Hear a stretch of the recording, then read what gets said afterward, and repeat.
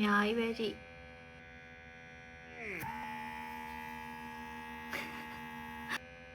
โอ้ကြည့်သူက Aerodo ကနေပြီးတော့အသစ်ထွက်ထားတဲ့ model ပါ BR04 လို့ခေါ်တယ်3ရောင်ရှိရပေါ့နော်အစိမ်းရယ်ပန်းရောင်ရယ်နောက်အဖြူရယ်ပါဒီဟာ BR03 နဲ့ဘာကွာလဲဆိုတော့သူ့ရဲ့ nozzle ခေါင်းလေးတွေကပိုသေးသွားတယ်ပြီးတော့လေစုပ်အားကျတော့9ဆင်ပါတယ်ပေါ့နော်လေစုပ်အားသူကကြောက်ပို့ပြီးတော့နည်းနည်းချိန်ညှိထားတာဖြစ်တဲ့အတွက်နည်းနည်းနှိမ့်နေဒီဟာရဲ့လေစုပ်အားကျတော့ပို့ပြီးတော့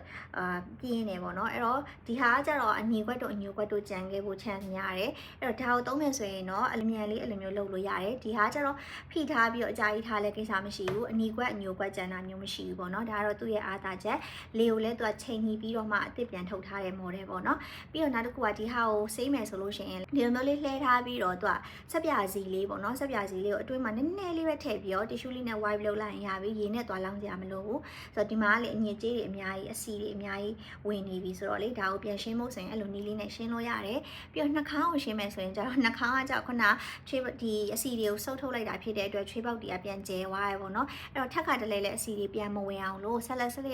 စစ်သုံးမဟုတ် cleanser တစ်ခုခုနဲ့သုံးပါအဲ့ဒါမှသူကချွေးပေါက်တွေပြန်ကျင်းပြီးတော့အဆီမဝင်တော့ဘဲနဲ့ရေဓာတ်ကိုပဲရေဓာတ်များများလေးပြန်ဖြည့်ပေးရဲဆိုရင်စားဝတ်ချန်နေလေးတော်တော်လေးကိုတက်တာသွားလိမ့်မယ်ပေါ့နော်ဆိုတော့ဝယ်ချင်နေဆိုရင်တော့ရှယ်ဒီမှာလင့်လေးချထားပေးပါရနော်